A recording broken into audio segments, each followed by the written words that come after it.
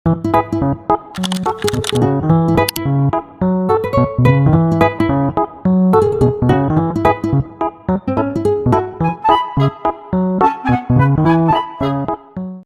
warahmatullahi wabarakatuh. Waalaikumsalam warahmatullahi wabarakatuh. Perkenalkan, kami dari kelompok 3 akan mempresentasikan hasil diskusi kami.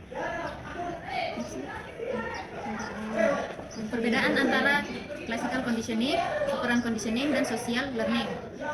Classical conditioning lebih menekankan pada proses belajar melalui asosiasi antara stimulus netral dengan stimulus yang otomatis menimbulkan respon. Perilaku yang muncul adalah respon refleks atau tanpa disadari. Sedangkan operan adalah perilaku yang dilakukan secara sadar dan diperkuat jika mendapatkan hadiah atau dikurangi jika mendapat hukuman.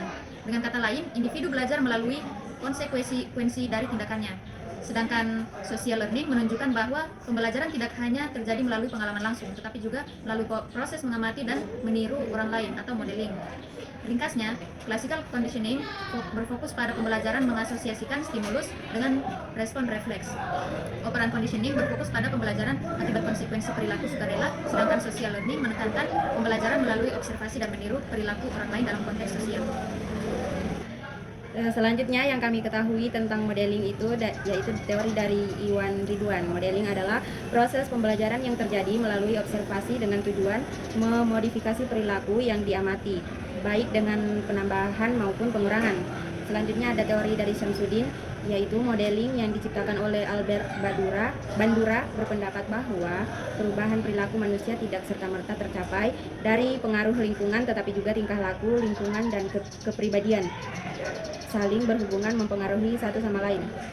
Selanjutnya ada menurut Bandura teknik modeling merupakan observasi permodelan mengobservasi seseorang lainnya sehingga seseorang tersebut membentuk ide dan tingkah laku, kemudian dijelaskan sebagai panduan untuk bertindak.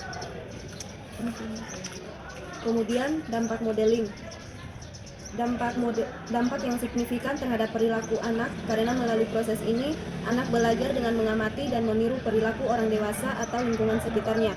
Memberikan dampak positif modeling terhadap anak antara lain meningkatkan keterampilan sosial dan emosional, mengajarkan nilai-nilai seperti empati, kerjasama, dan kasih sayang yang membantu anak mengembangkan interaksi sosial yang lebih baik.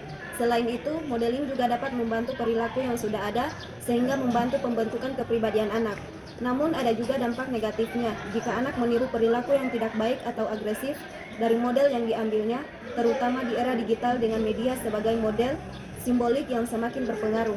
Penelitian menunjukkan bahwa teknik modeling efektif dalam menurunkan perilaku agresif pada anak dengan hambatan emosi dan perilaku, sehingga mengarah pada penurunan perilaku negatif dan peningkatan kontrol sosial.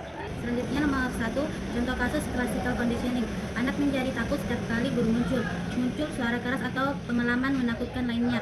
Ini terjadi karena stimulus netral, yaitu guru dipasangkan berulang kali dengan stimulus tak terkondisi hingga stimulus netral tersebut memicu respon yang sama.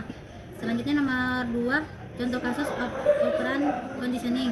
Seorang guru memberi stiker atau ujian kepada siswa yang mengerjakan tugasnya tanpa mengeluh, yang akan membuat siswa tersebut kemungkinan besar akan terus mengerjakan